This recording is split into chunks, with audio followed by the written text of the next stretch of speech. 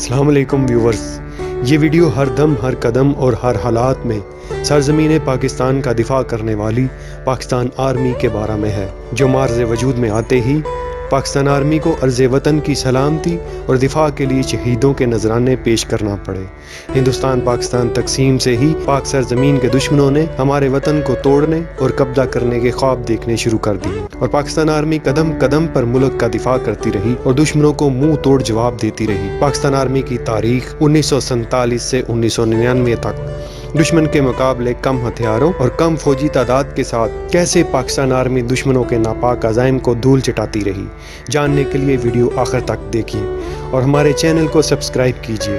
Viewers, 3 جون 1947 کو British army کی تقسیم کے نتیجے میں پاکستان آرمی مارز وجود میں آئی، اور پاکستان آرمی کے حصے میں صرف 6 بختربند، 8 ردی توپخانے اور 8 پیادہ رجمنٹس آئیں، جبکہ دوسری طرف بھارت کو 12 بختربند اور 40 توپخانے اور 21 پیادہ رجمنٹس ملی۔ تقسیم کے وقت اعلان کیا گیا تھا کہ جہاں پر جس کی اکثریت ہے وہ وہاں اپنے علاقے کو ہندوستان یا پاکستان سے ارحاق کروا سکتا ہے، اور کشمیر میں اکثریت مسلمانوں کی ہونے کے باوجود ہندوستان نے اپنی فوجیں کشمیر میں اتار، اور یوں سن 1947 میں ہی پاک بھارت جنگ کا آغاز ہو گیا۔ پاکستان آرمی نے بھرپور جوابی کارروائی کی اور پاکستانی سرحدوں کی حفاظت کی۔ کچھ عرصہ یہ جنگ جاری رہی، پھر بعد میں اقوام متحدہ نے جنگ بندی کروائی اور کشمیر کا شمال مغربی حصہ پاکستان کے پاس آ گیا۔ سن 1950 میں پاکستانی فوج کا امریکہ اور برطانیہ کے ساتھ معاہدہ ہوا، اور یوں پاکستانی فوج کی ترقی کی راہ ہموار ہو گئی۔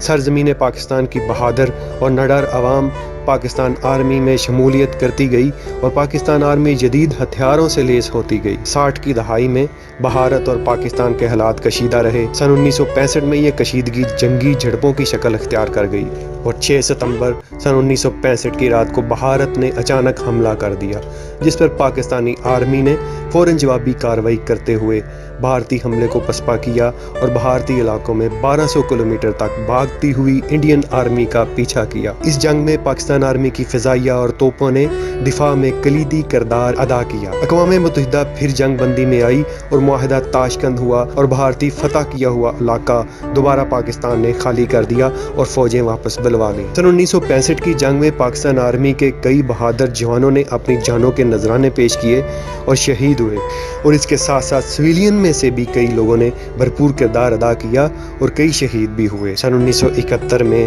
سیاسی و معاشرتی عوامی تحریک شروع ہوئی، جو کہ بتدریج خلاف قانون اور بغاوت میں بدل گئی، جس پر 25 مارچ 1971 کو پاکستان آرمی نے قابو پایا اور سرچ لائٹ کے نام سے ایک آپریشن کیا۔ آپریشن کے بعد بظاہر تو امن ہو گیا تھا، لیکن سیاسی مسائل حل نہ ہو سکے، اور اس آپریشن میں مبینہ جانی نقصانات بھی ہوئے۔